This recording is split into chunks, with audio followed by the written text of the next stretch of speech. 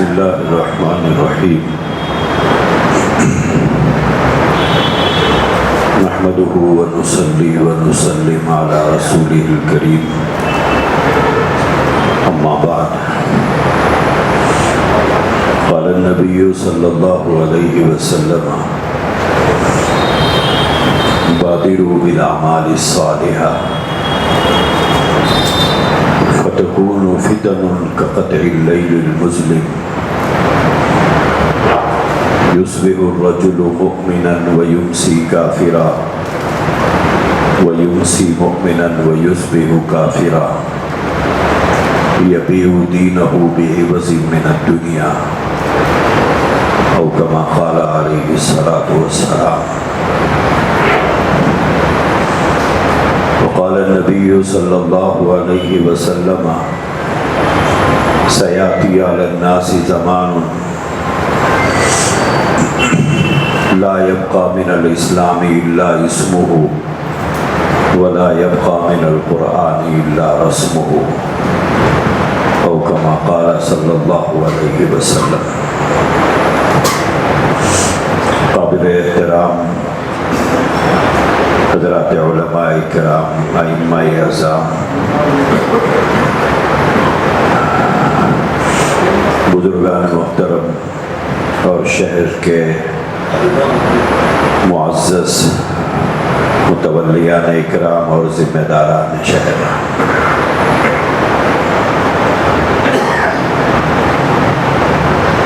اس وقت مذاکرے کے طور پر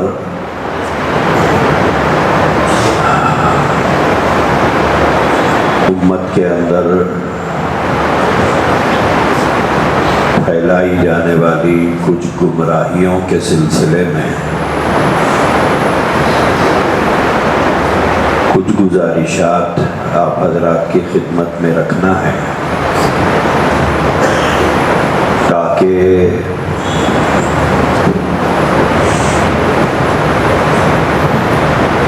حالات کی صحیح واقفیت اگر ہوگی تو اس کا فائدہ یہ ہوگا کہ امت کی صحیح رہنمائی ہم لوگ کر سکیں گے.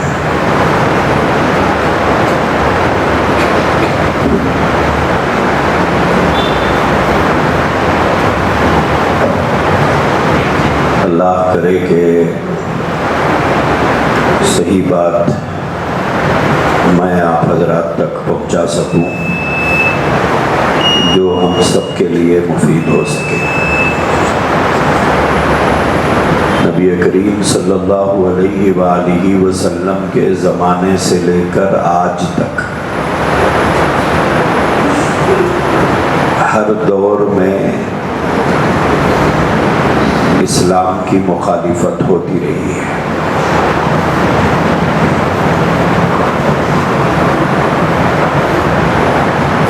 حضور کے زمانے میں بھی ایسے لوگ تھے،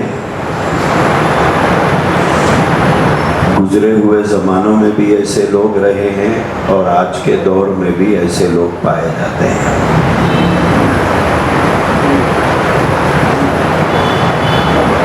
مخالفین اسلام کے اندر ایک وہ گروہ ہے جس نے کھلم کھلا اعلان کیا کہ ہم کو اسلام سے کوئی لینا دینا نہیں ہے، جیسے مشرکین ہیں.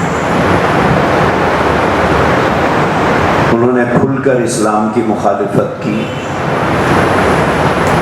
اللہ کی الوہیت اور اللہ کی ربوبیت کی مخالفت کی،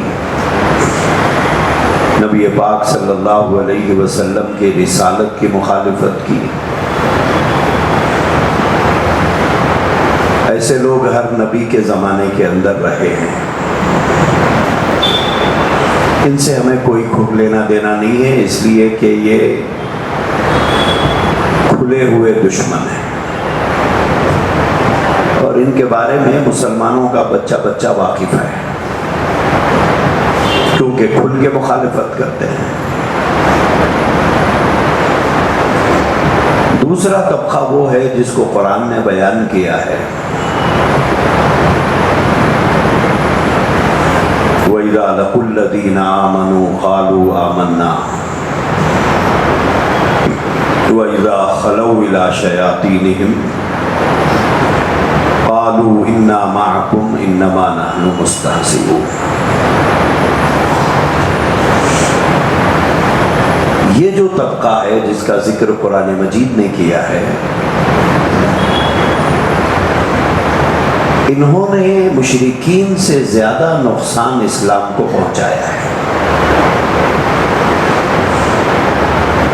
نبی رحمت صلی اللہ علیہ وآلہ وسلم کو مشرکین اسلام سے زیادہ ذہنی اذیت انہوں نے پہنچائی ہے۔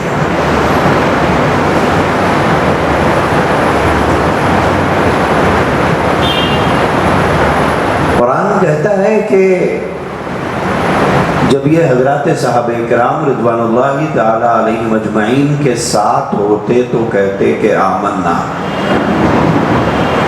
ہم تو ایمان لے آئے، ہم مسلمان ہیں۔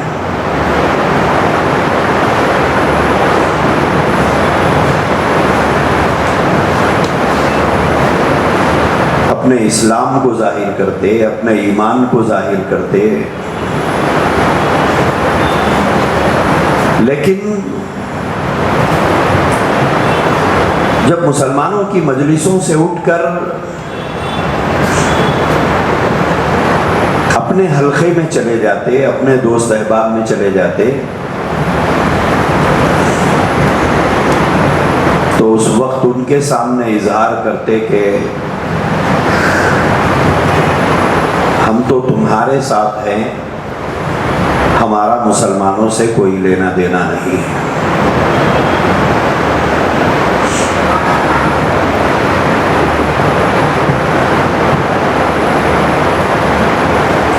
دل میں کفر کو چھپا کر،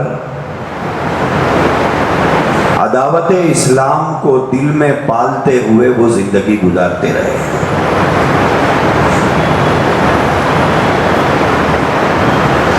مخالفت کرنے والا ایک گروہ ہر دور میں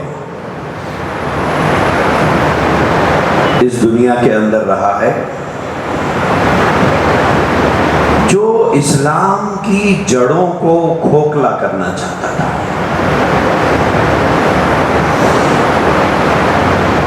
ہر دور میں ان لوگوں کے نام الگ الگ رہے ہیں۔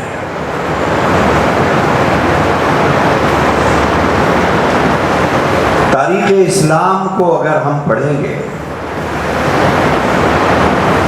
تو ایسے گروہ ہر دور میں ہم کو ملیں گے، لیکن الگ الگ ناموں سے ملیں گے۔ لیکن ان تمام لوگوں کی کوششوں کو اگر دیکھا جائے تو اس کی تہ میں اسلام کی مخالفت، اسلام کو نقصان پہنچانا، نبی پاک صلی اللہ علیہ وآلہ وسلم کے مشن کو نقصان پہنچانا، اس کے در پردہ یہی عزائم ہم کو ملے ہیں۔ اسی لیے نبی پاک صلی اللہ علیہ وآلہ وسلم نے اس طرح کے فتنہ پرداز گروہوں اور لوگوں کے تعلق سے امت کو آگاہ کیا۔ حدیث شریف کی کتابوں کے اندر حضرات محدثین اکرام نے باضابطہ ایک باب قائم کیا ہے کتاب الفتن کے نام سے۔ بعض حضرات کے ذہنوں میں یہ بات ہوتی ہے کہ ہمارے ہاں کوئی فتنہ نہیں ہے،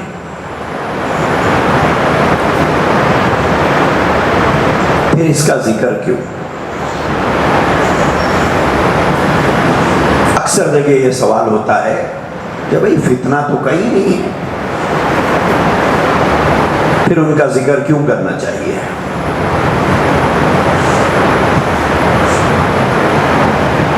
اگر یہ سوال انصاف پر مبنی ہے تو یہ سوال سب سے پہلے امام بخاری سے ہونا چاہیے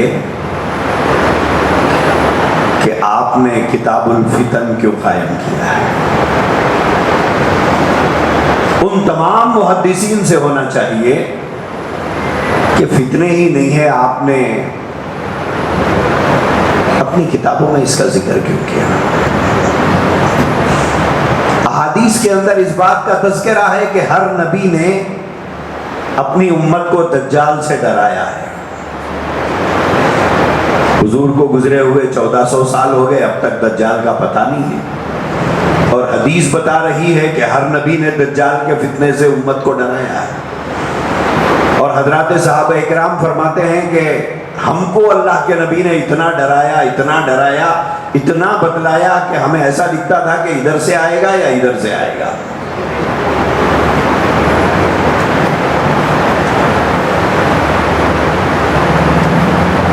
حضور علیہ السلام کی جو حدیث میں نے آپ کے سامنے پڑھی ہے، اس میں آقا کریم علیہ السلام نے فرمایا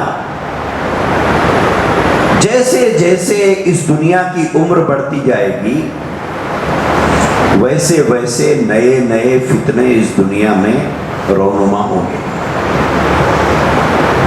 فَتَكُونُ فِتَنٌ كَقَطْعِ اللَّيْلِ الْمُظْلِمِ. جیسے رات بڑھتی جاتی ہے تو اندھیرا بڑھتا جاتا ہے، ایسے ہی اللہ کے نبی نے فرمایا زمانہ جیسے جیسے گزرتا جائے گا ویسے ویسے فتنے بڑھتے جائیں گے. اور بڑھتے بڑھتے صورتحال یہ ہوگی کہ صبح کو ایک آدمی مومن رہے گا، وہی آدمی شام کو کافر ہو جائے گا. ایک آدمی شام کو مومن رہے گا، وہی آدمی صبح کو کافر ہو جائے گا. یبیع دینہ بعوض من الدنیا. دنیا کے لیے اپنا ایمان بیچتا پھرے گا. دنیا کے حصول کے لیے اپنا دین بیچتا پھرے گا. اس لیے اللہ کے نبی صلی اللہ علیہ وسلم نے رونما ہونے والے فتنوں کے سلسلے میں آگاہ فرمایا. اسی کو حضرات محدثین اکرام نے اپنی کتابوں میں باضابطہ جگہ دے کر ان تمام اقوال نبی صلی اللہ علیہ وسلم کو ذکر کیا ہے کہ حالات دنیا میں کیسے کیسے آئے ہیں. جیسے حضور علیہ السلام کی یہ حدیث ہے سَيَكُونُ فِي أُمَّتِي 30 كَذَّابُونَ دَجَّالُونَ. آقا کریم علیہ السلام مدینے میں موجود ہیں.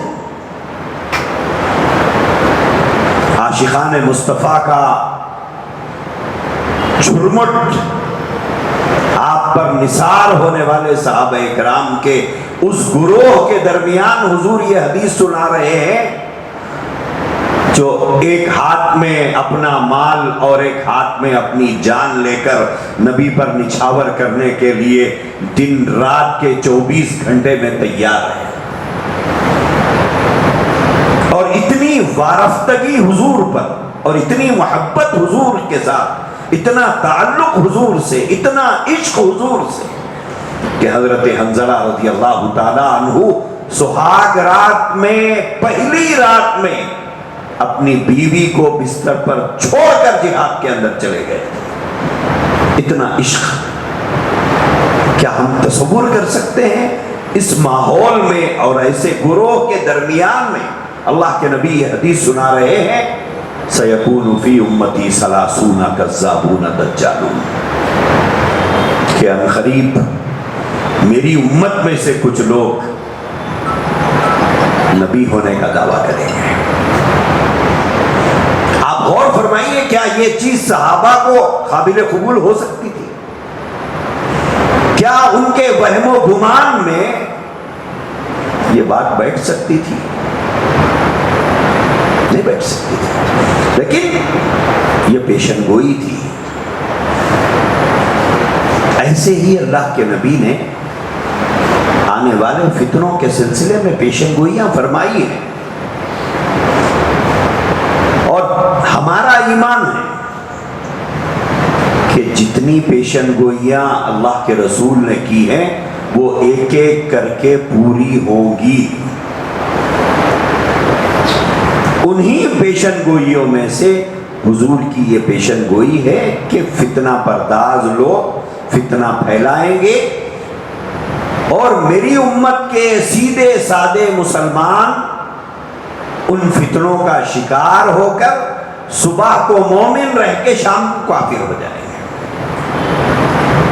شام کو مومن رہ کر صبح کافر ہو جائیں گے۔ انہی پیشن گوئیوں میں یہ پیشن گوئی ہے، اور یہ بھی پیشن گوئی فرمائی ہے سیاتی علی الناس زمان، بلے عنقریب ایک ایسا دور آئے گا لا یبقى من الاسلام الا اسمہ،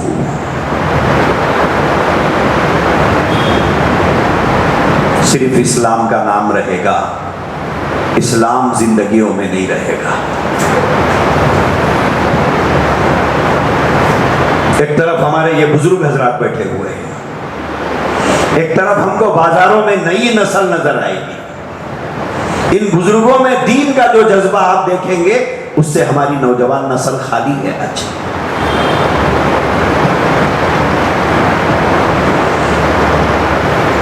بعض علاقے تو ایسے ہیں، اور ایسے علاقے آپ کو ایک نہیں 50 میں بتا سکتا ہوں، پوری ذمہ داری کے ساتھ یہ بات مسجد میں بیٹھ کے میں آپ کو کہہ رہا ہوں۔ مسلمان ہوتے ہوئے اسلام میں ان کی عمر کو 60-70 سال گزر گئے ہیں، ان کو پوچھا جائے محمد رسول اللہ کون ہے، صاف جواب دیتے ہیں کہ ہمیں نہیں معلوم ہے، ہمیں نہیں معلوم ہے۔ اگر آپ ایسے دیہات دیکھنا چاہتے ہیں میرے پاس آئیے حیدرآباد، میں لے کے چلتا ہوں آپ کو۔ صاف کہتے ہیں کہ ہمیں نہیں معلوم ہے، ہم نہیں جانتے ہیں۔ ایک طرف حضور کا یہ قول لا یبقى من الاسلام الا اسمہ، اسلام نہیں رہے گا، اسلام کا نام رہے گا، اسلام کا نام رہے گا۔ ولا یبقى من القرآن الا رسمہ، قرآن زندگیوں میں نہیں ہوگا، قرآن کی ایک رسم ہوگی۔ ایسی صورتحال میں وہ منافقانہ ذہنیت رکھنے والے مختلف گروہ، ایسے نوجوان بچے جو اسلام کی تعلیمات سے واقفیت نہیں ہے، ان کو گمراہ کرنا ان کو انتہائی آسان ہو گیا۔ جو بظاہر مسلمان ہیں لیکن دل میں کفر چھپائے ہوئے ہیں، وہ ہمارے نوجوان بچوں کو متاثر کر رہے ہیں۔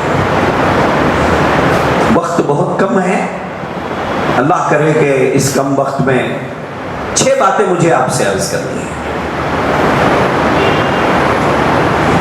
3 فتنے ہیں جو اس وقت زمین پر کام کرتے ہیں، یعنی محنت کرتے ہیں۔ 3 فتنے ہیں جو سوشل میڈیا کے ذریعے سے آپ کے جیب میں آ رہے ہیں، آپ کے گھروں میں آ رہے ہیں، جس سے ہماری نوجوان نسل برباد ہو رہی ہے، اور وہ بے نیاز ہوتے جا رہے ہیں مساجد سے، علماء سے، مدارس سے۔ 3 فتنے اس وقت زمین پہ جو کام کر رہے ہیں، ان میں پہلا فتنہ ہے قادیانیت کا۔ بہت سے لوگ کہتے ہیں کہ صاحب آئے نہیں ہمارے پاس.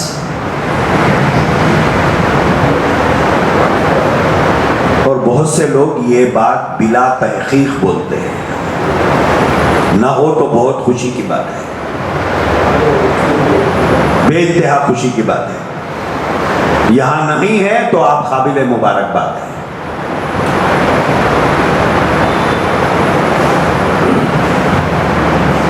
لیکن تمل ناڈو کے بہت سے علاقوں میں پائے جاتے ہیں. یہ گروہ ہیں جو حضور علیہ الصلوۃ والسلام کو خاتم النبیین ماننے تیار نہیں ہیں. ان کا کہنا یہ ہے کہ ہم حضور کو مانتے ہیں لیکن حضور کو آخری نبی نہیں مانتے.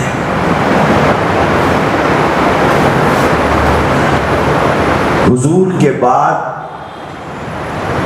کبھی کئی نبیوں کے آنے کا یہ گروہ عقیدہ رکھتا ہے. بولے ایک نہیں ہزار آ سکتے ہیں, ایک نہیں ہزار آ سکتے ہیں, ان کا عقیدہ ہے. اور اسی عقیدے کو یہ پھیلا رہے ہیں. آپ سوچ رہے ہوں گے کہ اس بات کو مانتا کون ہے؟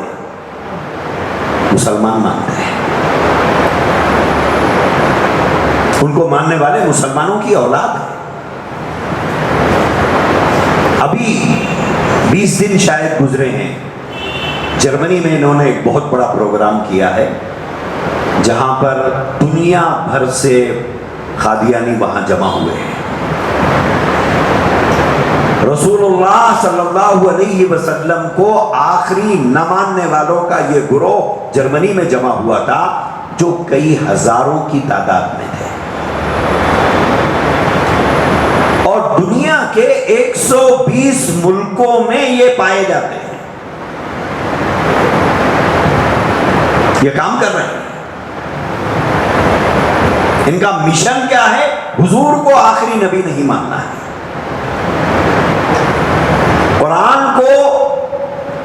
قرآن کو اللہ کی آخری کتاب نہیں ماننا ہے. ان کا مشن ہے. اور یہ مشن اتنا خاموشی سے یہ لوگ پھیلاتے ہیں جیسے دیمک بغیر کسی شور شرابے کے لکڑی کو کھاتی ہے. آپ کے تمل ناڈو کے کئی شہروں میں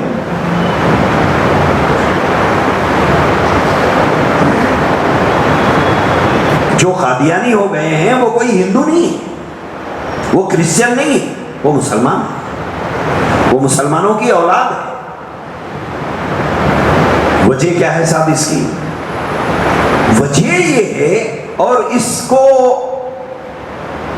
کا ہمیں اعتراف کرنا پڑے گا کہ عقیدہ ختم نبوت کی وضاحت امت کے عام فرد کے سامنے نہیں ہوئی.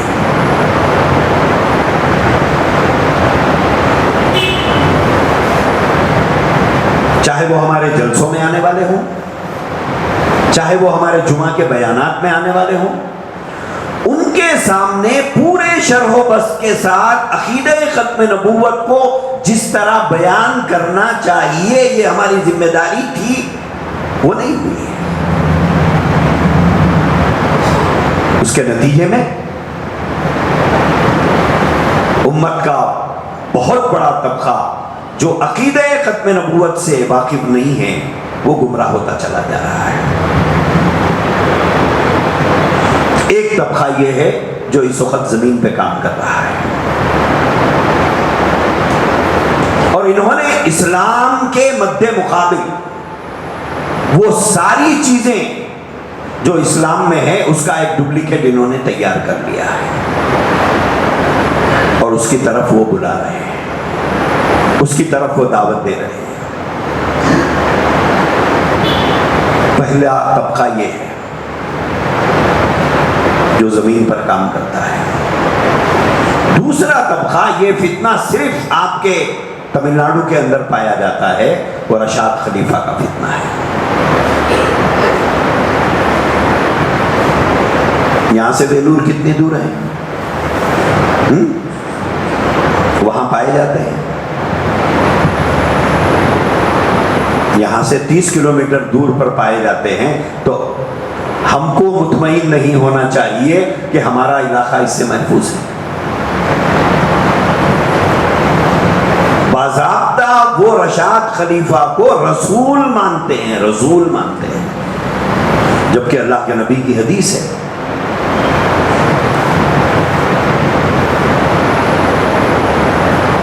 کہ میں آخری نبی ہوں، میں آخری رسول ہوں. دونوں لفظوں کا ذکر ہے. حدیث میں ہے لا رسول بعدی ولا نبی، میرے بعد رسول بھی نہیں ہوگا، میرے بعد نبی بھی نہیں ہوگا. لیکن اس کے باوجود دعویٰ رسالت کا ہے اور اس کے ماننے والے بھی ہیں.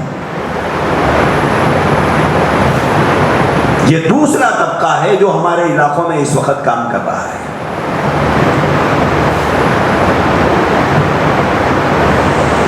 تیسرا ایک فتنہ چل رہا ہے مسیحیت کے دعوے کا.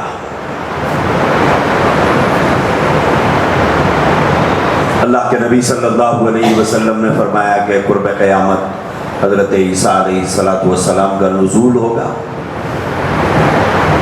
ساری تفصیلات حدیث کی کتابوں میں موجود ہے. کیا منظر ہوگا، کیا پس منظر ہوگا، کیا حالات ہوں گے، دنیا میں اس وقت کون موجود ہوں گے، یہ ساری تفصیل موجود ہے. اور وہی عیسیٰ ابن مریم کا نزول ہوگا جس عیسیٰ ابن مریم کا حضور علیہ السلام کی ولادت باسعادت سے 550 سال پہلے رفع ہوا تھا. یعنی آپ کو آسمانوں پر اٹھایا گیا تھا. وہی حضرت عیسیٰ کا نزول ہوگا اور وہی عیسیٰ ابن مریم کا نزول ہوگا جس کے بارے میں قرآن نے کہا ان مثل عیسیٰ عند اللہ کمثل آدم. لیکن بہار کا ایک شخص یہ دعویٰ کر رہا ہے کہ جس عیسیٰ کا تم انتظار کر رہے ہو وہ عیسیٰ آنے والے نہیں، وہ تو مر گئے. قرآن کہہ رہا ہے زندہ ہے، یہ کہہ رہا ہے مر گئے. اللہ کے نبی فرما رہے ہیں معراج میں میری ملاقات ہوئی عیسیٰ ابن مریم سے اور قرب قیامت حضرت عیسیٰ کا نزول ہوگا.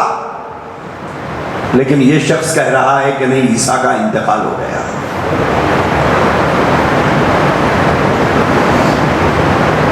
ٹھیک ہے، تھوڑی دیر کے لیے آپ کی یہ جھوٹ کو سچ بھی مان لیں ہم. اب کیا مسئلہ ہے؟ بولے میں عیسیٰ ہوں.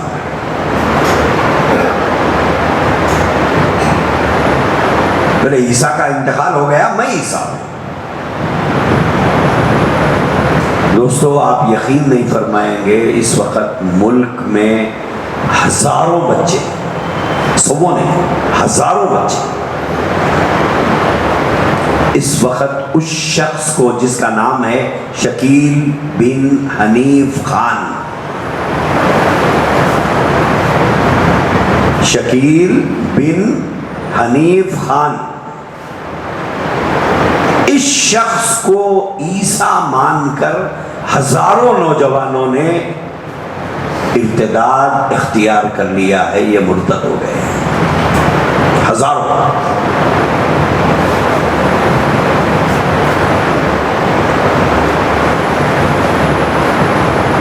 ان بچوں کو بھٹکانے والوں کو اگر آپ دیکھیں گے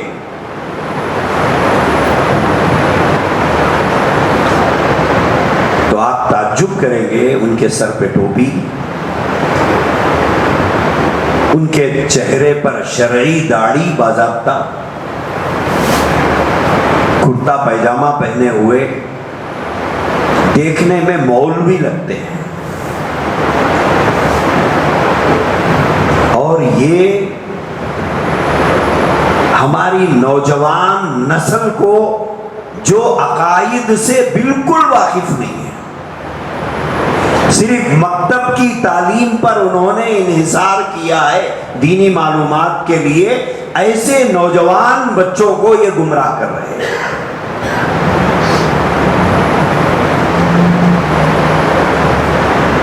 ایک طرف قادیانیت لگی ہوئی ہے امت کے پیچھے، دوسری طرف رشاد خلیفہ کا فتنہ، تیسرے شکیل بن حنیف کا فتنہ۔ ان تینوں میں سے ہمارا نوجوان جس کا بھی شکار ہوا وہ ختم ہو گیا، اس کا ایمان تو گیا، اور ہم جانتے ہیں ایمان کے بغیر اللہ کو انسان کا کوئی عمل قابل قبول نہیں ہے۔ نجات کا دار و مدار صرف ایمان کے اوپر ہے، اور وہ ایمان خطرے میں ہے ان کا کہ یہ جال بچھا کے بیٹھے ہوئے ہیں، کوئی نبوت کا دعوے دار ہے، کوئی رسالت کا دعوے دار ہے، کوئی مسیحیت کا دعوے دار ہے، بلکہ شکیل بن حنیف کا کہنا یہ ہے کہ مہدی بھی میں ہی ہوں، عیسیٰ بھی میں ہی ہوں، جبکہ حدیث دونوں کو الگ الگ بتاتی ہے، دونوں کے والدین الگ الگ ہیں، دونوں کی جائے پیدائش الگ الگ ہے، دونوں کی تاریخ وفات الگ الگ ہے، لیکن اس کے باوجود یہ بتایا جا رہا ہے، نوجوانوں کو یہ سمجھایا جا رہا ہے کہ حضرت مہدی ہی حضرت عیسیٰ ہوں گے، حضرت عیسیٰ ہی حضرت مہدی ہوں گے۔ یہ تین فتنے ہیں اور یہ زمین پر کام کرتے ہیں۔ ان کے کام کا طریقہ یہ ہے کہ یہ لوگ انفرادی طور پر ایک ایک شخص پر محنت کرتے ہیں۔ یہ لوگ اجتماعی پروگرام نہیں کرتے، کوئی جلسہ بلا کر کسی مسجد کے اندر جمع کر کے ایسا کام نہیں کرتے، بلکہ یہ انفرادی طور پر ایک ایک آدمی سے ملتے ہیں، ایک ایک آدمی کی شخصی طور پر ذہن سازی کرتے ہیں۔ اب آپ کو کیسے پتا چلے گا کہ آپ کے شہر میں کون کس پہ محنت کر رہا ہے؟ یہ جو تصور ہے ہمارے پاس کچھ نہیں ہے۔ مولوی صاحب، جب ہم لوگوں نے کام شروع کیا ہمارے اپنے علاقوں کے اندر، مسجدوں کے میناروں کا سایہ جن گھروں میں پڑتا تھا ان گھروں میں سے شکیلی نکلے۔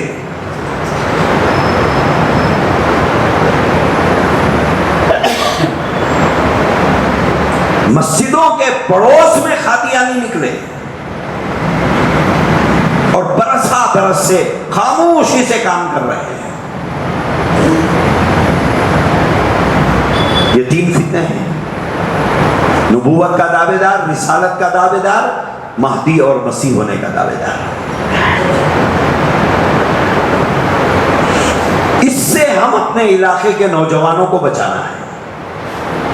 اس کا طریقہ کار کیا ہو؟ اس کا کیا طریقہ کار ہو سکتا ہے؟ بہت ادب سے آپ حضرات کی خدمت میں کچھ گزارشات ہیں۔ سب سے پہلی بات،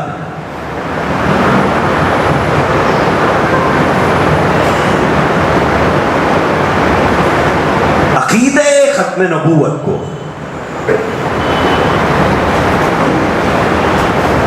ہم کو کئی جمعہ تک تسلسل کے ساتھ بیان کرنا ہے۔ ایک آدھ جمعہ بیان کرنے سے یہ بات سمجھ میں آنے والی نہیں ہے۔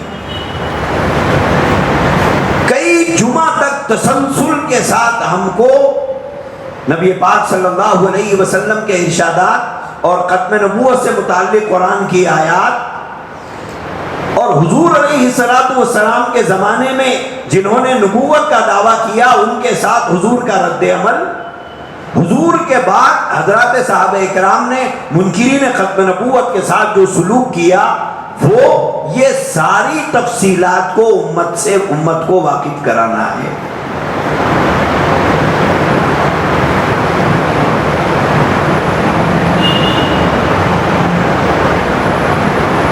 اسی طرح سے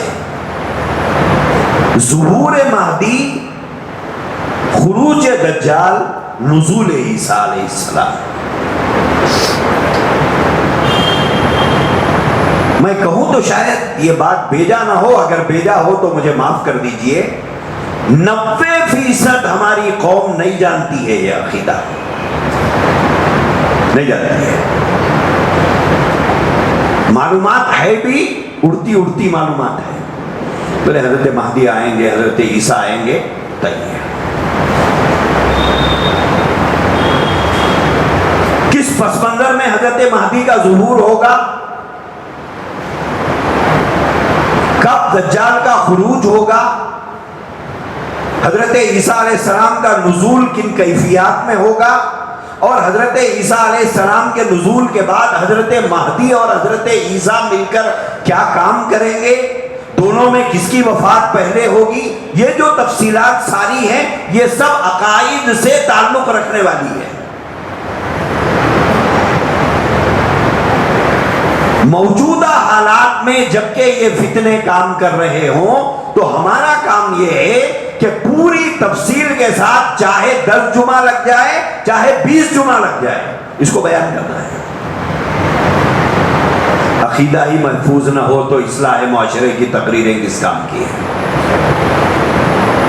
جب ایمان ہی محفوظ نہیں رہے گا تو اس کی نماز روزہ کس کام کا ہے، اس کی زکوٰۃ اور حج کس کام کا ہے، کسی کام کا نہیں ہے۔ ہم کو امت کو بتانا ہے نبوت کا دروازہ بند ہو گیا، رسالت ختم ہو گئی، تمت دین انقطاع الوحی، وحی کا سلسلہ ختم ہو گیا۔ یہ ساری تفصیلات امت کے سامنے لانے کی ضرورت ہے، تبھی یہ ہمارے بعد کی جو نسل، ہمارے بعد جو زندہ رہے گی وہ نسل ان فتنوں سے بچ پائے گی۔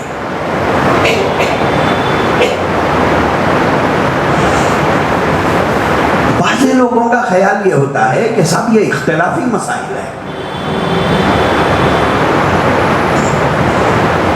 پہلے اس کو کلمہ پڑھا کر پھر اختلاف سمجھائیے۔ اگر کوئی آدمی یہ کہتا ہے یہ اختلافی مسائل ہے، ختم نبوت اختلافی مسئلہ ہے، اگر کوئی آدمی کہتا ہے ختم نبوت اختلافی مسئلہ ہے، وہ مسلمان ہی باقی نہیں رہے گا۔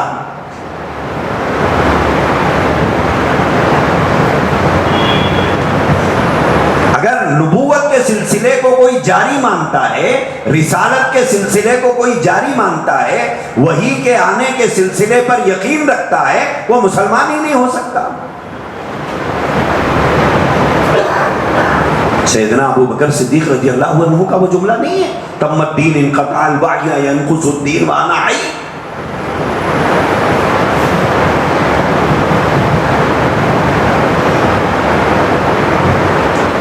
بعض لوگ بڑی احتیاط کرتے ہیں اس مسئلے کو بیان کرنے میں کہ صاحب یہ اختلافی مسئلہ ہوگا۔ نہیں صاحب، اختلافی مسئلہ سمجھنے والا ہی مسلمان نہیں ہوگا۔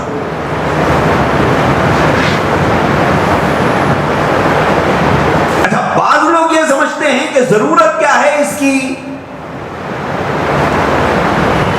حضور نے بیان کیوں کیا، حضور نے کیوں بیان کیا، قرآن نے کیوں بیان کیا؟ بھئی اللہ کے حضور کے بعد اللہ کسی کو نبی نہیں بھیجتا، بات ختم ہو جاتی۔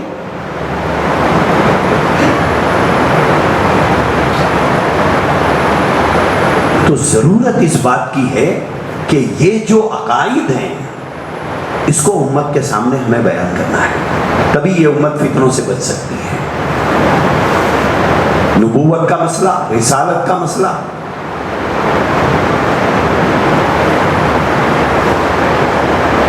ظہور مہدی، خروج دجال اور نزول عیسیٰ کا مسئلہ۔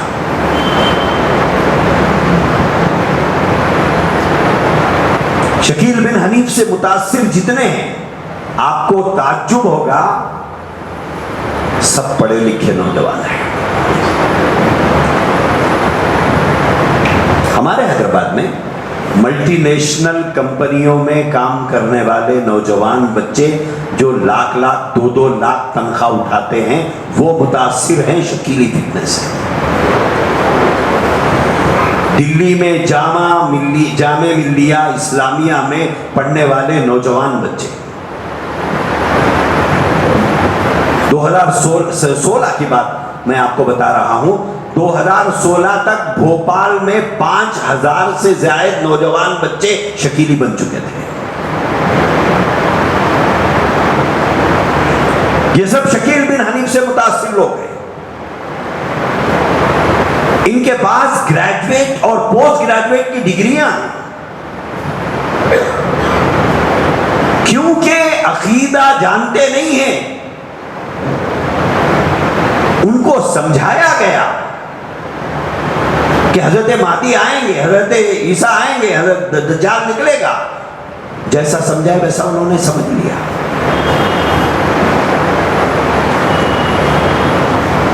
دلی کے اندر یہی جامع ملیہ اسلامیہ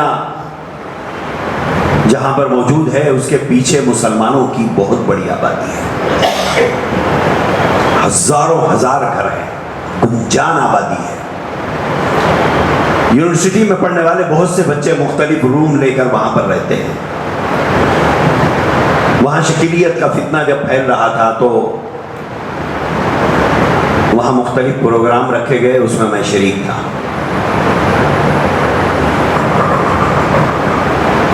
ہر نماز کے بعد کسی نہ کسی مسجد میں پروگرام ہوتا، اکثریت اس میں نوجوان بیٹھتے۔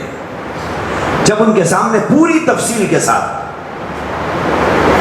ظہور مہدی، خروج دجال، نزول عیسیٰ کا مسئلہ سمجھایا جاتا اور اس کے بعد انہیں بتایا جاتا کہ شکیل بن حنیف دعویٰ کرتا ہے مسیح ہونے کا، مہدی ہونے کا، اور اس کے نوجوان کارندے ایسے ایسے نوجوانوں کو بھٹکاتے ہیں، وہ طریقہ ان کا جب بتایا گیا، ہر پروگرام کے بعد 8-10 بچے ملتے کہتے کہ ہاں ہم سے ملے تھے، وہ لوگ ہم سے ملے تھے۔ اور بعض نوجوانوں نے بڑے کڑوے سوالات بھی کیے ہم لوگوں سے۔ اس میں یعنی ان کے سوالات میں سے ایک سوال آپ کو بتاتا ہوں۔ انہوں نے سوال کیا کہ مولانا صاحب، جب یہ عقیدہ ہے، اس عقیدے کے بنا ایمان قابل قبول نہیں ہے، تو پھر اس بات کو چھپایا کیوں گیا، بتایا کیوں نہیں گیا؟ ہمارے سامنے اس کا ذکر آیا نہیں۔ بعض نوجوان بچوں نے کہا کہ زندگی میں آج پہلی بار سنے ہم کہ یہ بھی عقیدہ رکھنا ہے۔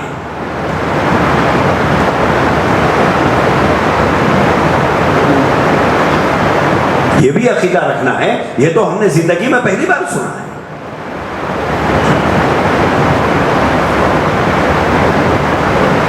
تو آپ حضرات کی خدمت میں جو گزارش ہے، جیسے آپ حضرات درس قرآن، درس حدیث کی محفلیں سجاتے ہیں، ایسے ہی درس عقائد کا نظام اپنی مسجدوں میں، شہر کی مسجدوں میں قائم کیجیے۔ ہفتے میں ایک دن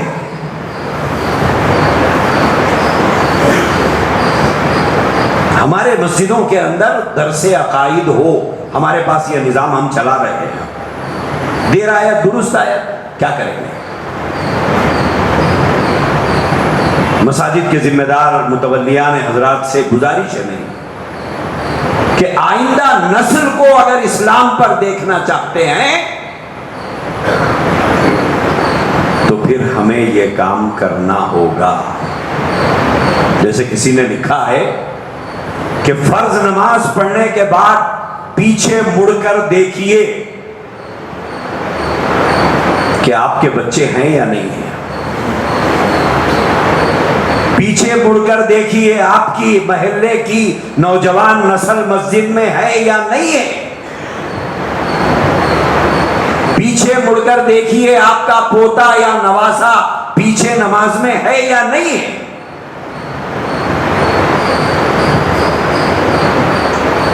اگر پیچھے مڑنے کے بعد آپ کو نوجوان بچے اگر نہیں نظر آ رہے ہیں تو مستقبل میں یہ مسجدیں خالی رہیں گی۔ اس میں کون نماز پڑھے گا؟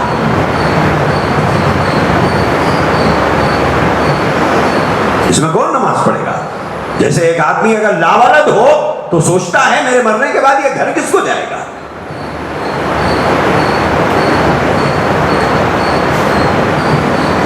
تو اگر باجماعت نماز مسجد میں ہو، پیچھے مڑ کر دیکھے، اس میں نہ ہمارا بیٹا ہے، نہ ہمارا بھتیجا ہے، نہ ہمارا بھانجا ہے، نہ ہمارا پوتا ہے، نہ ہمارا نواسا ہے، نہ ہمارا پڑوسی ہے، نہ ہمارے محلے کا بچہ ہے،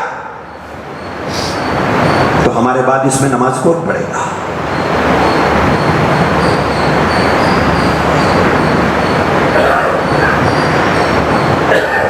اگر یہ نوجوان نسل کو اگر ہم نہیں بچائیں اور ان کے عقائد کو اگر مضبوط نہ کریں تو دشمنان اسلام ان کو نہیں چھوڑیں گے، نہیں چھوڑیں گے. آپ کو علم ہوگا، پتہ نہیں سوشل میڈیا کا کس طرح کا استعمال تو ہو رہا ہے، سوشل میڈیا کا اپنی اپنی مرضی کے مطابق ہو رہا ہے، لیکن اس وقت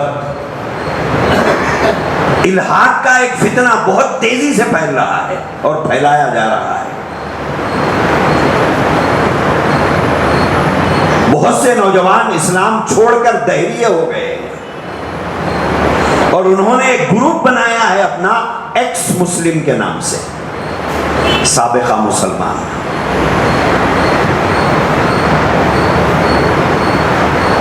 اتنے رقیق حملے قرآن پر، اللہ کے وجود پر، رسول اللہ صلی اللہ علیہ وسلم کی ذات گرامی پر، کہ آپ تصور بھی نہیں کر سکتے کہ مسلمانوں کی اولاد ہے یہ جو آج اسلام کے خلاف مشرکین سے زیادہ گندے الفاظ استعمال کر رہی ہے. الحاد کا شکار ہو رہی ہے نوجوان نسل. اس لیے دوستو، یہ 3 زمینی فتنوں کے لیے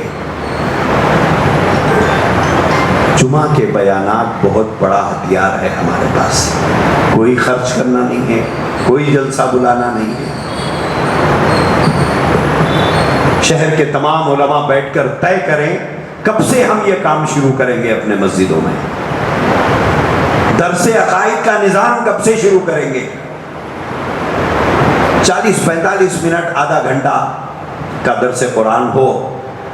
مسجد کے ذمہ داروں کے ساتھ بات کریں کہ کس دن ہم لوگ یہ درس عقائد کا نظام رکھیں گے. 1 دن 2 دن پہلے سے مسجد میں اعلان ہو کہ بھئی مثلا پیر کے دن ہمارے پاس درس عقائد ہے، لہذا اتوار کے دن سے اعلان ہو کہ بھئی فلاں نماز کے بعد درس عقائد ہوں گے، آپ کو بیٹھنا ہے، آپ کو تشریف لانا ہے، آپ کو اپنے بچے کو لانا ہے. اگر بڑی تعداد نہیں جمع ہوتی ہے مت ہونے دیجیے. 10 بیٹھتے ہیں، بیٹھنے دیجیے. کیا وہ 10 کا ایمان معتبر نہیں ہے؟ حضور نے تو فرمایا تھا حضرت علی رضی اللہ عنہ سے کہ علی، اگر تمہاری وجہ سے ایک آدمی ہدایت پر آ جائے تو یہ 100 سرخوٹوں سے زیادہ بہتر ہے، یہ تمہاری نجات کے لیے کافی ہے.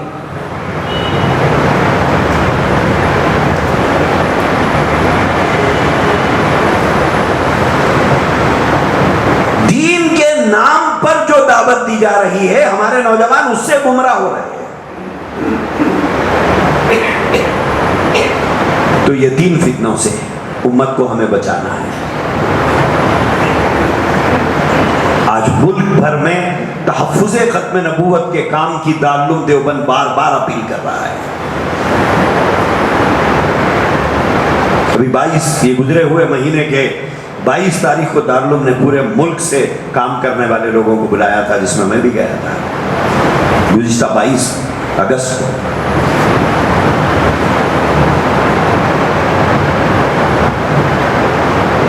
وہاں پر یہی ہدایت دی گئی، صورتحال خراب چل رہی ہے، لہذا اپنے اپنے علاقوں میں ایک سیسا پلائی ہوئی دیوار بن کر تم کھڑے ہو جاؤ فتنوں کے خلاف.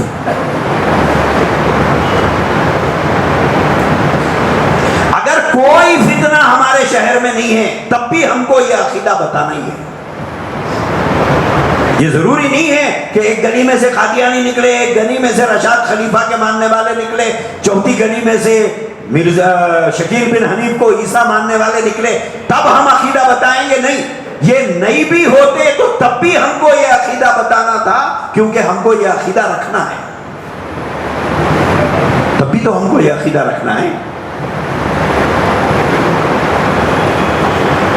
تو یہ 3 زمینی فتنے ہیں جو زمین پہ کام کرتے ہیں. 3 فتنے سوشل میڈیا کے ذریعے سے آ رہے ہیں. نوجوان بچے ہمارے علماء سے بے نیاز ہوتے جا رہے ہیں. کیوں؟ اس لیے کہ یوٹیوب پر بے حساب بیانات پڑے ہوئے ہیں. جس کو جو سمجھ میں آیا وہ اس کو سن رہا ہے، اسے فالو کر رہا ہے. کیوں؟ اس لیے کہ وہ بولنے والا اچھا بولتا ہے، انہیں پسند آیا ہے. اور کوئی معیار نہیں ہے. معیار کچھ نہیں ہے. معیار کیا ہے؟ معیار یہ ہے کہ یہ اچھا بولتے ہیں ہماری مسجد کے خطیب صاحب سے، یہ اچھا بولتے ہیں ہماری مسجد کے امام صاحب سے، یہ اچھا بولتے ہیں ہمارے شہر کے مفتی صاحب سے. کیوں سن رہے ہیں؟ اس لیے سن رہے ہیں کیونکہ وہ اچھا بولتے ہیں. سچ بول رہے ہیں یا نہیں اس سے انہیں کوئی لینا دینا نہیں ہے. جو بات بولی جا رہی ہے وہ حق ہے یا ناحق ہے اس سے انہیں کوئی لینا دینا نہیں ہے. جیسے بعض چیزوں کو دیکھ کر آنکھوں کو تسکین ملتی ہے، آنکھوں کو اچھی لگتی ہے اس لیے دیکھتے ہیں. گھر والوں کو چھوڑ کے باہر والوں کو دیکھتے ہیں. کیوں؟ اس لیے کہ آنکھوں کو اچھا لگتا ہے.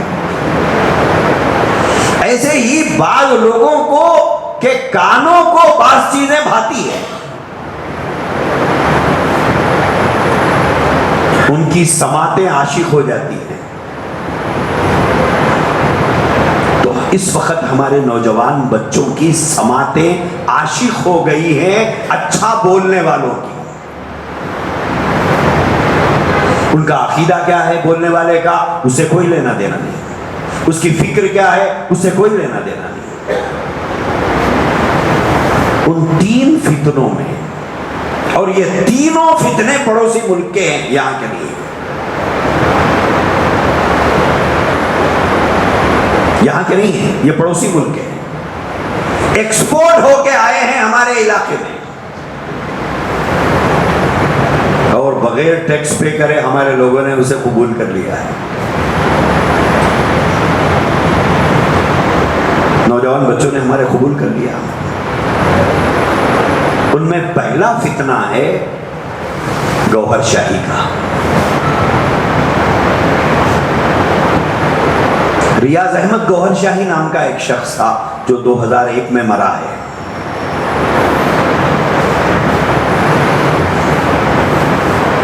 اس کی اولاد پڑوسی ملک میں رہتی ہے. یہ 2 حصوں میں بٹا ہوا ہے یہ گروپ. اس کی اولاد پڑوسی ملک میں رہتی ہے اور اس کے مشن کو بہت تیزی سے دنیا میں پھیلانے والا یونس الگوہر یہ لندن میں رہتا ہے.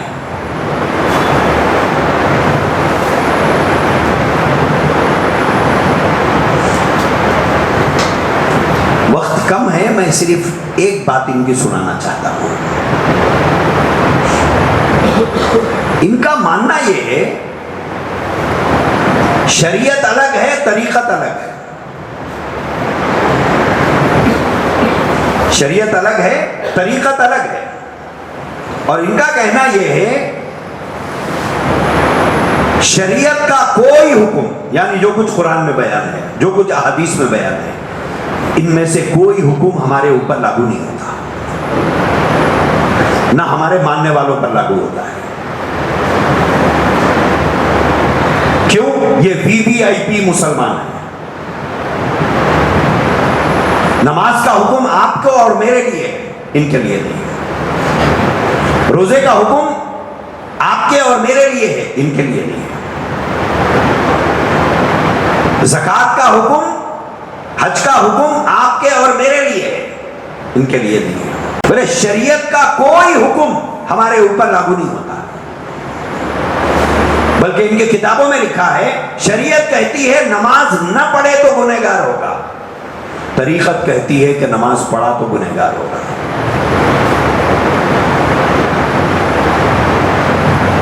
شریعت کہتی ہے کہ روزے میں کھائے گا پیے گا تو روزہ ٹوٹ جائے گا، طریقت کہتی ہے کھاتے رہے پیتے رہے کچھ نہیں ہوگا روزے میں۔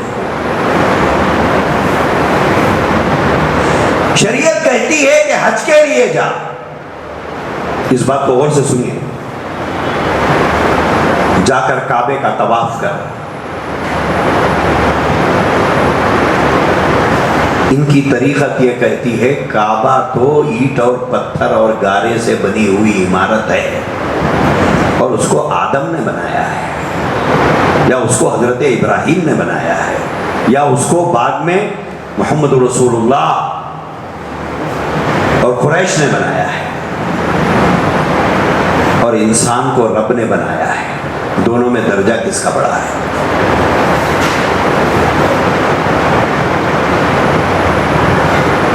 کعبے کو تو انسانوں نے بنایا ہے اور انسان کو رب نے بنایا ہے۔ یہ کہتے ہیں کہ کعبے کا ہم طواف نہیں کریں گے، کعبہ ہمارا طواف کرے۔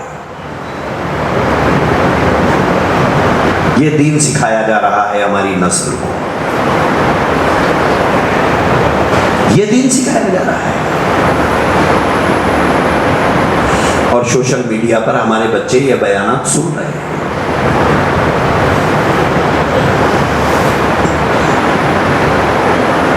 بلکہ ابھی مجھے کسی نے بتایا کہ ڈی پی کے اندر باضابطہ اس کی تصویریں لگا کے رکھے ہو۔ یہ ہماری نسل ہے، ہمارے آپ کے علاقے کی بات ہے، یہ آپ کے علاقے کی بات میں بتا رہا ہوں۔ اذان کب ہے؟ دوسرا طبقہ ہے، دوسرا فتنہ ہے سوشل میڈیا کا، جاوید احمد غامدی کا۔ جاوید احمد غامدی کا، اس آدمی کو اگر سنو گے تو عاشق ہو جاؤ گے آپ، اتنا کمال کا بولتا ہے، کمال کا بولتا ہے، اتنا کمال ہے بولنے میں، لیکن ہے منکر حدیث، یہ حدیث کو ہی نہیں ماننے والا۔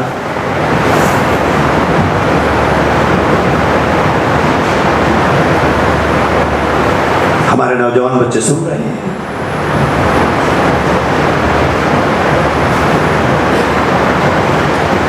یہ آدمی کہتا ہے کل سنتیں 27 ہیں،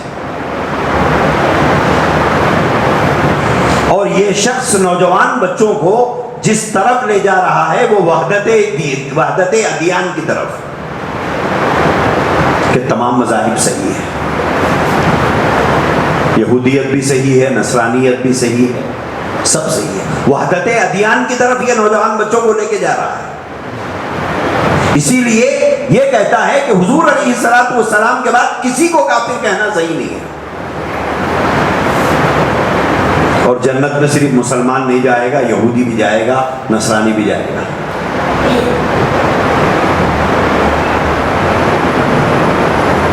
اتنا کمال کا بولتا ہے کہ متاثر ہوئے بغیر آدمی نہیں رہ سکتا۔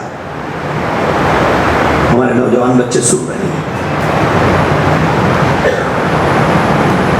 تیسرا سوشل میڈیا کا فتنہ ہے، وہ ہے محمد علی مرزا کا۔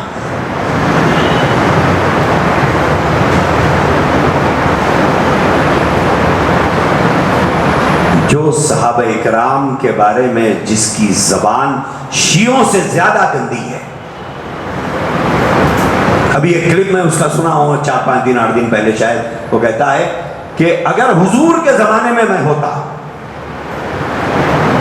اگر حضور کے زمانے میں میں ہوتا تو حضرت ابو بکر کی جگہ پہ میں خلیفہ بنایا جاتا۔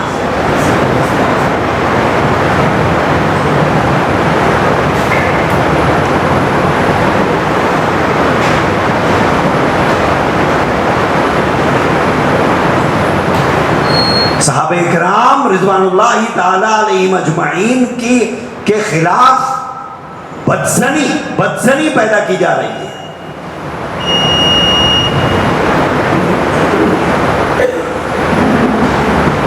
حب علی کے اندر بغض معاویہ.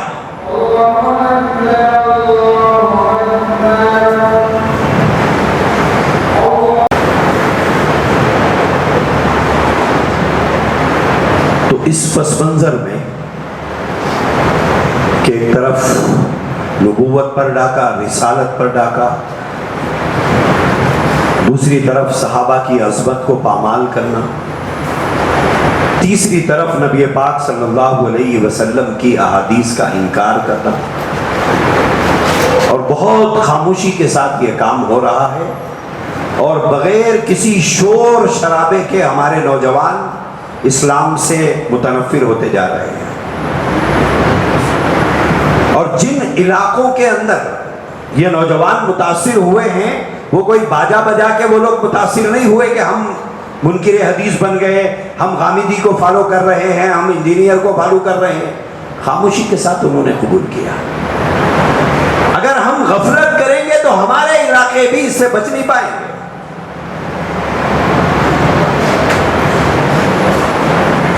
آپ کی اطلاع کے لیے بتا رہا ہوں، قادیانیت مدینہ منورہ میں کام کرتی ہے.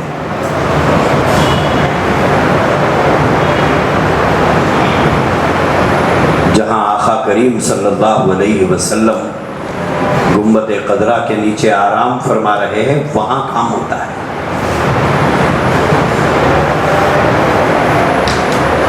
جدہ کے اندر شکیلیت کا کام ہو رہا ہے.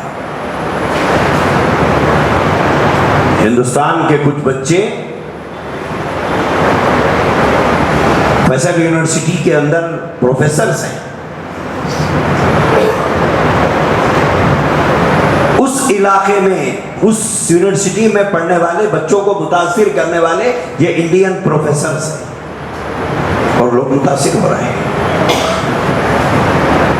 تو اسی لیے دوستو، تحفظ ختم نبوت کے نام سے جو آواز لگائی جا رہی ہے وہ دین کی حفاظت کے لیے ہے. اور کوئی بھی چیز جس کی حفاظت نہ کی جائے تو وہ بہرحال ضائع ہوتی ہے، چاہے وہ ہمارے بدن کے یہ کپڑے کیوں نہ ہو. آپ حضرات سے گزارش ہے، ایک تو جمعہ کے اندر تسلسل کے ساتھ عقائد پر گفتگو ہو، درس عقائد کا نظام ہو، اور ایک روڈ میپ تیار کر کے نوجوانوں میں کیسے کام کیا جائے عقائد کا، خواتین میں کیسے کام کیا جائے، کالج میں پڑھنے والے بچوں میں کیسے کام کیا جائے، اسکول میں پڑھنے والے بچوں میں کیسے کام کیا جائے. اس کے لیے باضابطہ ایک ٹیم بنا کر ہم کو محنت کرنا ہے. ایک ٹیم، وقت نہیں ہے ورنہ میں آپ کو بتاتا. یہ تو مذہبی ارتداد ہے، دوسری طرف فکری ارتداد ہے. ایک تو آدمی مذہب چھوڑ کے چلے گیا، ٹھیک ہے، وہ تو پہچانا جاتا ہے، لیکن ایک طبقہ ہمارے نوجوانوں کا وہ ہے جس کا جو ہے مسلمان لیکن اس کی فکر مسلمان نہیں ہے.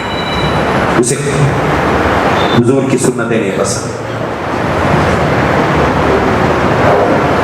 اسے اسلامی لباس نہیں پسند، اسے اسلامی طریقے نہیں پسند،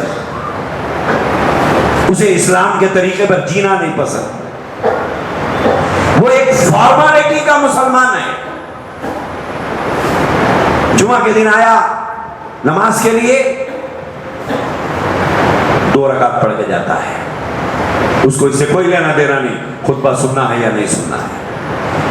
اس کو اس سے کوئی لینا دینا نہیں ہے کہ جمعہ کی پہلے کی سنتیں اور بعد کی سنتیں کیا ہیں. وہ نماز پڑھنے نہیں آیا، وہ ایک فارمالٹی پوری کرنے آیا کہ جمعہ ہے، سب نماز کو جاتے ہیں، مجھے بھی جانا چاہیے. اگر وہ نماز پڑھنے آیا ہوتا پوری پڑھ کے جاتا، لیکن وہ فارمالٹی پوری کرنے کے لیے آیا ہے، 2 رکعت پڑھ کے چلے جائے گا. کتنے ایسے نوجوان بچے ہیں ہمارے جو 2 رکعت نماز پڑھ کے چلے جاتے ہیں، شب معراج آ گئی، مسجد کو جانا ہے بھائی، سب جا رہے ہیں، شب برات آ گئی، بڑے جگنا ہے، شب قدر آ گئی، جگنا ہے، عید کی 2 نمازیں پڑھنا ہے۔ اس سے زیادہ ان کی زندگی میں اسلام کیا ہے آپ بتائیے؟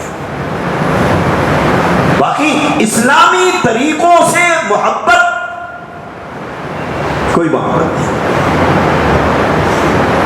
اسے کہتے ہیں فکری ارتداد۔ اس کا ذہن اسلامی نہیں ہے، وہ مجبوری کا مسلمان ہے، کیونکہ اس کے ماں باپ مسلمان تھے یا مسلمان ہے، اس لیے وہ مسلمان بنا ہے۔ اگر اس نوجوان نسل کو ہم چھوڑ دیں گے، ان پر محنت نہیں کریں گے، نہیں بچ پائے گی، نہیں بچ پائے گی۔ گھر گھر سے، خدا کرے میری بات غلط ہو، گھر گھر سے اسلام کے باغی نکلیں گے، نکل رہے ہیں۔ اورنگ آباد چلے جائیے، ایک بستی بسائی ہے انہوں نے، شکیل بن حنیف کے لوگوں نے ایک بستی بسائی ہے، وہاں پر ایکڑوں کی زمین کے اوپر بستی بسی ہوئی ہے، میں کئی بار جا کے آیا ہوں وہاں پر، ایکڑوں میں بستی بسائی ہے۔ جن کے ماں باپ نے اپنی اولاد کو پکڑ کر پوچھا کیا کر رہا ہے تو؟ بولے اگر ایسا کریں گے تو تجھے گھر میں نہیں رکھیں گے۔ بولے کوئی بات نہیں، میں ہجرت کر کے چلے جاؤں گا۔ باضابطہ مہاجرین نام دیا ہے ان کو، اور وہ جا کے اورنگ آباد میں بسے ہوئے ہیں، خاندان چھوڑ دیا، قبیلے چھوڑ دیے، ماں باپ کو چھوڑ دیا، بیوی بچوں کو چھوڑ دیا، کس کے لیے؟ وہ بہار میں پیدا ہونے والے جھوٹے شخص کے لیے جو عیسیٰ ہونے کا دعوے دار ہے، اس کے لیے جا کر اورنگ آباد میں زندگی گزار رہے ہیں۔ اس لیے دوستو، تھوڑی فکر کی ضرورت ہے، ہم کو اپنے اپنے علاقوں میں کھڑے ہونے کی ضرورت ہے، اور عقائد کو بیان کرنے کے لیے ہمیں کسی کی اجازت کی ضرورت نہیں ہے، کسی کی اجازت کی ضرورت نہیں ہے۔ ہم کو اللہ نے اجازت دے رکھی ہے، ہم کو نبی نے حکم دیا ہے، یہ ہمارے مذہب کا حکم ہے، ہمیں کسی کی اجازت کی ضرورت نہیں ہے۔ اور عقیدے کی حفاظت کی بنا پر، حفاظت کے بغیر آدمی کا اسلام اور دین باقی نہیں رہتا۔ اس لیے شہر کے معزز لوگوں سے اور مسجد کے ذمہ دار متولی حضرات سے اور شہر کے علماء سے یہ گزارش ہے، کوئی منصوبہ بنا کر آپ حضرات اپنے علاقوں میں کام کیجئے۔ جیسے آپ کے علاقے میں وہ ایک پنتو، کیا نام اس کا، وہ آشرم بنا کے رکھا ہوا ہے ایک آدمی، کیا نام، چل رہا فتنہ آپ کے پاس ہو، کیا فکر ہو رہی ہے اس کے تعلق سے؟ کیا فکر ہو رہی ہے؟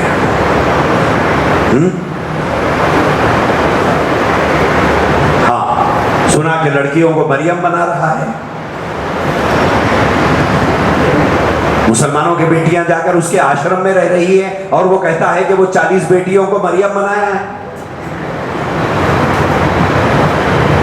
یہ تو آپ کے شہر میں ہے یہ واقعہ، اور اس کے ماننے والے اپنے فون کی ڈی پی او میں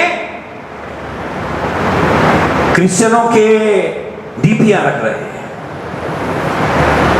اور وہ اپنے آپ کے بارے میں کہتا ہے کہ میں ولی ہوں،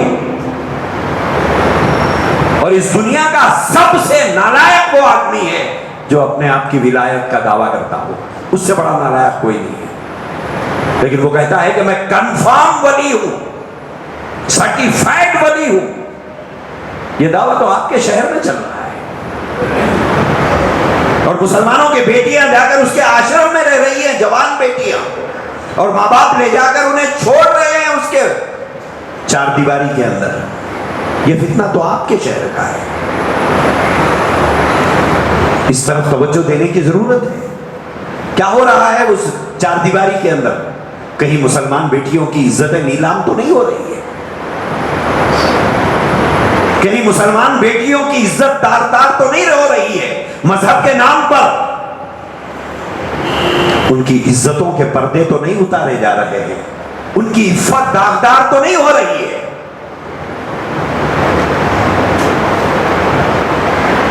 کھڑے ہونے کی ضرورت ہے، دینی غیرت، دینی حمیت، اسلامی غیرت اور اسلامی حمیت کے اظہار کی ضرورت ہے۔ ہم کو کھڑا ہونا ہوگا کہ ہماری گلیوں میں دین رسوا ہو، ہمارے محلوں میں رسول اللہ کے حدیث کے منکرین پیدا ہوں، ہمارے اطراف و اکناف کے علاقوں میں ختم نبوت کے غدار اور باغی پیدا ہوں۔ وہ وقت آنے سے پہلے ہم چوکنا ہو کر، کھڑے ہو کر مردوں میں کس طرح کام کریں، نوجوانوں میں کس طرح کام کریں، خواتین میں کس طرح کام کریں، کالجز میں کس طرح کام کریں، یہ نظام کو اٹھا کے لے کے چلنا ہوگا۔ اور ہمارے بڑوں نے یہ کام کیا ہے۔ جس وقت پڑوسی ملک کے اندر یہ مسئلہ چلا تھا، حضرت مولانا حیات علی صاحب رحمۃ اللہ علیہ اپنے کندھے کے اوپر چکلے کے صندوق کے اندر کتابیں رکھ کر اپنے کندھے پہ اٹھا کر گلیوں میں گھومتے ہوئے اعلان کرتے تھے، اے لوگوں تمہاری گلی میں حیات علی آیا ہے، آؤ مجھ سے ختم نبوت کا مسئلہ سمجھ لو۔ آؤ ختم نبوت کا مسئلہ سمجھاتا ہوں۔ جیسے ریڑھی لگا کر ترکاری بیچنے والا، پھل بیچنے والا گلیوں میں گھوم گھوم کر اپنا سامان بیچتا ہے، ہمارے اکابر نے اپنے کندھوں کے اوپر صندوق رکھ کر اور اس میں ختم نبوت کے متعلق کتابیں رکھ کر گلیوں میں گھوم گھوم کر لوگوں کو بتایا، اے لوگوں ختم نبوت کا مسئلہ سمجھ لو ورنہ تمہارا ایمان باقی نہیں رہے گا۔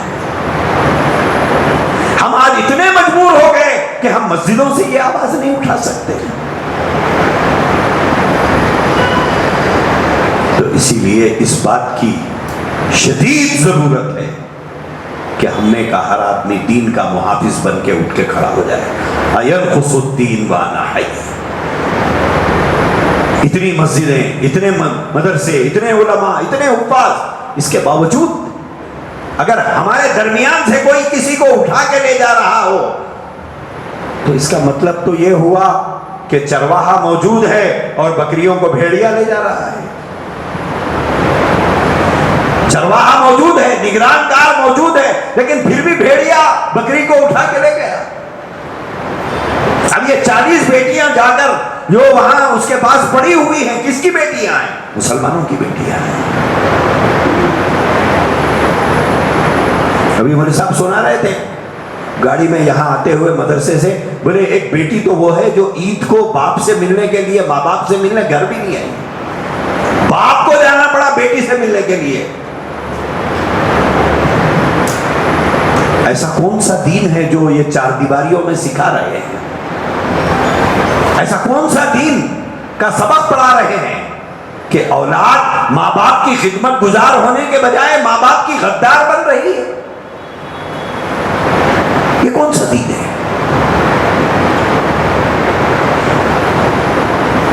دوستو، دین کی حفاظت کے سلسلے میں ہمارے کندھوں پر وہی ذمہ داری ہے جو ذمہ داری حضرات صحابہ کے اوپر تھی۔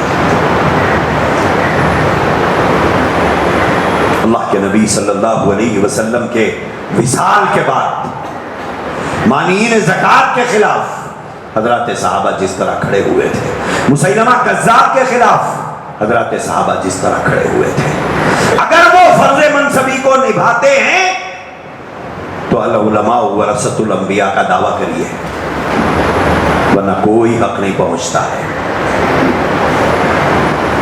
کاغذ کی سندیں لے کر العلماء ورثۃ الانبیاء کا دعویٰ کرنے کا کوئی حق پہنچتا ہے ہم کو؟ ہمیں کیا حق پہنچتا ہے کہ سرٹیفکیٹوں کی بنیاد پر نبی کے وارث بن سکتے ہیں ہم لوگ؟ ہماری نظروں کے سامنے دین کی دھجیاں اڑائی جائیں، ہماری نظروں کے سامنے رسول اللہ کا باغی ہمارے نوجوانوں کو بنایا جائے، ہمارے دین کے نام پر ہماری بیٹیوں کی عفت اور عصمت کو لوٹ لیا جائے، بیٹیوں کو گھروں سے نکال کر آشرموں میں رکھ کر ان کی عزت کے ساتھ کھلواڑ کیا جائے، اور یہ سب تماشے ہم دیکھتے ہوئے نبی کے وارث کہلائیں گے ہم لوگ؟ میرے جملے سخت ہو تو یہ میرے جذبات ہے، معاف کر دیجئے مجھے، لیکن ہماری اپنی ذمہ داری ہے، اس کا احساس کیجئے۔ یہ دین ہے، اس کی جڑوں میں صحابہ کا خون ہے، یہ دین ایسے ہی نہیں پھیلا ہے۔ مالدار اس زمانے میں بھی تھے، عزت دار کہلانے والے اس زمانے میں بھی تھے، رائل فیملی کے ممبرز کیا رسول اللہ کے زمانے میں نہیں تھے؟ تھے۔ اس دین کی جڑوں میں صحابہ کرام کا خون پی کر یہ اسلام کا پودا بڑھا ہے، ایسا ہی نہیں بڑھا ہے۔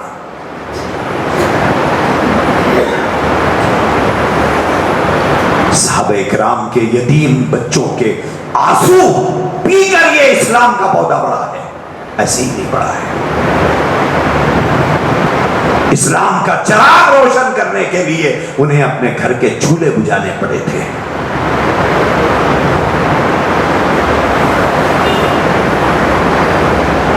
کیا ہم نے نہیں سنا؟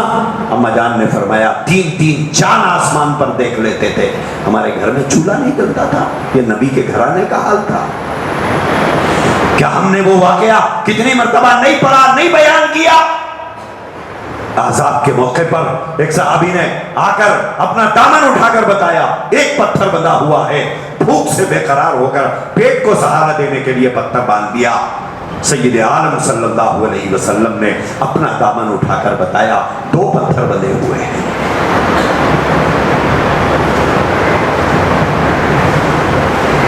دین قربانیاں چاہتا ہے۔ اسلام نے، نبی نے اس امت کو قربانیوں کی بنیاد پر اٹھایا اور امت کو ڈرایا، مجھے تمہارے فخر و فاقے کا ڈر نہیں ہے، تمہارے اوپر مال کی فراوانی ہوگی، مجھے اس بات کا ڈر ہے۔ لِكُلِّ أُمَّةٍ فِتْنَةٌ وَفِتْنَةُ أُمَّتِي الْمَالُ، ہر امت کسی نہ کسی فتنے میں ڈال کر برباد کر دی گئی، اور میری امت کا ایمان مال کی وجہ سے خراب ہو جائے گا۔ آج ہم کو اپنے علاقوں میں ایک سیسا پلائی ہوئی دیوار بن کر کھڑا ہونا ہے۔ مخالفت کریں گے، کرنے دیجئے مخالفت کرنے والوں کو۔ فتنوں کے خلاف کھڑے ہونے والوں کے راستے میں پھول نہیں بچھائے جاتے، نہیں بچھائے جاتے۔ اسلام کے باغیوں، اسلام کے غداروں، اسلام کو نقصان پہنچانے والوں کی مخالفت کرنے والے ان بلند عزائم علماء کے راستے میں پھول نہیں بچھائے جاتے، کانٹے بچھائے جاتے ہیں۔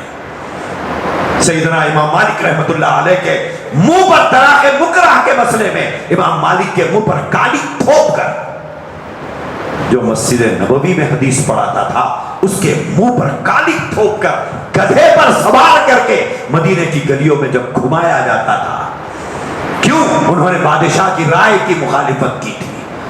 جب ان کو مدینے کی گلیوں میں گھمایا گیا، حضرت امام مالک رحمت اللہ علیہ لوگوں کے درمیان سے گزرتے ہوئے فرماتے، اے لوگوں، جو مجھے جانتا ہے جانتا ہے، جو نہیں جانتا ہے میں اسے بتانا چاہتا ہوں، میں مالک ابن انس ہوں، بادشاہ سے فلاں مسئلے پہ میرا جھگڑا ہے۔ کیا ہم امام احمد ابن حنبل کے حالات نہیں پڑھے؟ خلق قرآن کے مسئلے پر مورخین نے لکھا ہے کہ تنے سے باندھ کر 70-80 سال کی عمر میں امام احمد بن حنبل کے جسم پر اتنے کوڑے مارے جاتے کہ اگر وہ کوڑے ہاتھی کی پیٹھ پر مارے جاتے تو ہاتھی بلبلا اٹھتا۔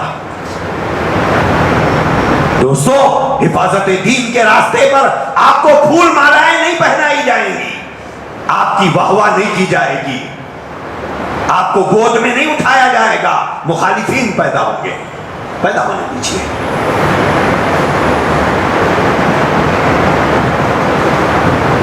ایک عزم، ایک حوصلہ، ایک ارادہ کر کے یہاں سے اٹھیے کہ میں جیتا رہوں اور نبی کے دین کو نقصان پہنچتا رہے، میرا جینا بے مقصد ہو جائے گا۔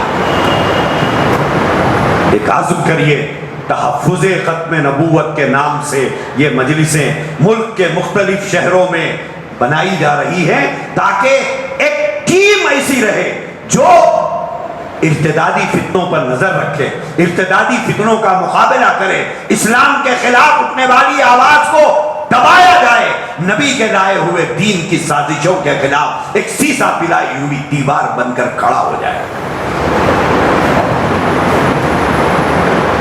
محافظین ختم نبوت۔ اسی لیے علامہ کشمیری رحمت اللہ علیہ نے فرمایا کہ اگر ہم ختم نبوت کی حفاظت نہ کر سکے، علامہ کشمیری کے جملے ہیں، میرے جملے نہیں ہیں، علامہ کشمیری نے فرمایا اگر ہم ختم نبوت کی حفاظت نہیں کر سکے تو علامہ کشمیری فرماتے ہیں گلی کا کتا ہم سے بہتر ہے، ہم سے بہتر ہے کہ ہماری موجودگی میں نبی کی نبوت پر ڈاکہ ڈالا جائے، رسالت پر ڈاکہ ڈالا جائے، نبی کی تعلیمات پر ڈاکہ ڈالا جائے، اور ہم موجود ہیں اور بے حس بنے ہوئے ہیں، اپنی 100 گز زمین کے لیے لڑیں گے اور سگے بھائی سے لڑیں گے، جائیداد کے لیے سگی بہن سے لڑیں گے، جائیداد کے لیے سگے چچا سے لڑیں گے، سگے ماموں سے لڑیں گے، نبی کے دین کے لیے خاموشی، اتنا تجاہل عارفانہ۔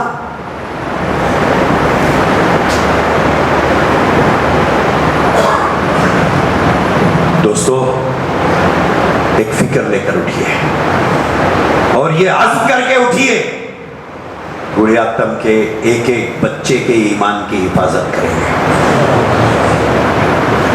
ایک ایک بیٹی کے عزت کی، عصمت کی، عفت کی حفاظت کریں گے، کسی بہن کے دوپٹے کو داغدار ہونے نہیں دیں گے۔ آج کتنی بچیاں ہیں غیروں کے گھروں کے اندر پہنچ چکی ہیں، رات کو ہم کیسے چین سے سو جاتے ہیں، ہماری بہن غیر کے بستر پہ اس کی جذبوں کی تسکین کا سامان بن رہی ہے، کیسے ہمیں نیند آ رہی ہے کہ ہمارے بہن کے پیٹ میں مشرکین کے بچے پل رہے ہیں، اس کی چھاتیوں سے اسلام کے غدار دودھ پی رہے ہیں، کیسا چین آ رہا ہے۔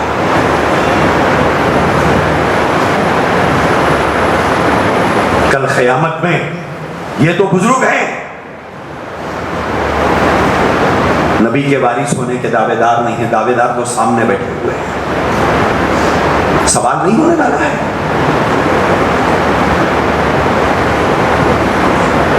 تو ادھر ادھر کی نہ بات کر، یہ بتا کہ قافلہ کیوں لوٹا، تو ادھر ادھر کی بات نہ کر، یہ بتا کہ قافلہ کیوں لوٹا، مجھے رہزنوں سے گلا نہیں، تیری رہبری کا سوال ہے، کیا رہبری کی تھی؟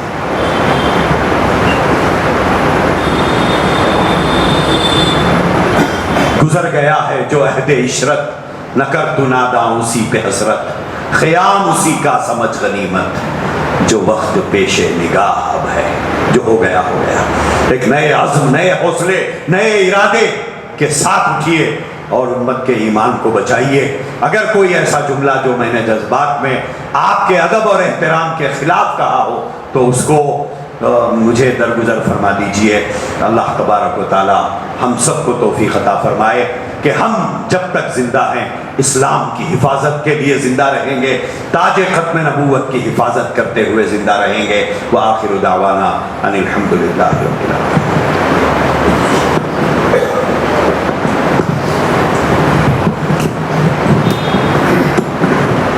جزاکم اللہ خیراً کثیرا۔ میں حضرت والا کا دل کی گہرائیوں سے شکر گزار ہوں۔ اللہ تعالیٰ حضرت کی صحت میں برکت دے، اللہ تعالیٰ ان کے فیض کو عام کرے۔ آپ تمام حضرت کا بھی شکر گزار ہوں، آپ اپنے قیمتی وقت کو فارغ کر کے آئے، نماز کے بعد تناول محضر میں شرکت کر کے شکریہ کا موقع دیں، اور یہاں ائمہ کرام کو، مساجد کے ذمہ داروں کو بلایا گیا۔ اب ہماری ذمہ داری ہے کہ مغرب کے بعد عام مجلس دھرنم پیٹ بڑی مسجد میں رکھی گئی ہے، ہم اپنے محلے سے تمام لوگوں کو وہاں لانے کی کوشش کریں اور اس پر کام کرنے کا عزم اپنے دل میں پیدا کریں۔ ہمارے بس میں کچھ نہیں ہے، ہم کوشش کریں گے، کرنے والی ذات اللہ کی ہے انشاءاللہ۔ اور اسی طرح وقف بورڈ ترمیمی بل کے تعلق سے جمعہ میں ساری مسجدوں میں وضاحت کیا گیا، QR کوڈ ہر مسجد کے دروازے پر لگا ہوا ہے، اسے اسکین کر کے اپنی ترمیمی بل کے خلاف جو ہے اپنے رائے کا جو ہے پیش کرنے کا حکم دیا گیا ہے. تو ہر ایک ذمہ دار کو چاہیے کہ اپنے گھر والوں کا، اپنے محلے والے ہر فرد کی طرف سے وہ رائے جو ہے دی جائے، اس کے لیے آپ تمام کوشش کرتے ہیں. جی 14 تاریخ اس کے آخری تاریخ بیان کی گئی ہے، اس میں لکھا ہوا بھی ہے اس سے پہلے ہمارے گھر کا، ہمارے محلے کا ہر فرد اپنی طرف سے رائے پیش کرنا ہے. اس کے لیے ہماری ذمہ داری سمجھ کر گھر گھر پہنچ کر بھی اگر یہ کام کر سکتے ہیں تو ضرور کرنے کی کوشش کریں. جزاک اللہ. لك الحمد كما أنت أهله ولك الشكر كما أنت أهله. اللهم صل على سيدنا وشفينا وحبيبنا ومولانا محمد وبارك وسلم. اللهم أصلح لنا شأننا كله ولا تكلنا إلى أنفسنا طرفة عين. اللهم آت نفوسها تقواها وزكها أنت خير من زكاها أنت وليها ومولاها. وصلى الله تعالى وسلم على خير خلقه سيدنا محمد وعلى آله وأصحابه أجمعين برحمتك يا أرحم الراحمين.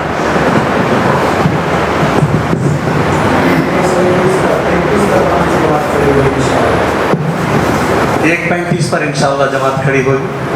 سنتوں سے فارغ ہو جائیں، ضروریات سے فارغ ہو جائیں.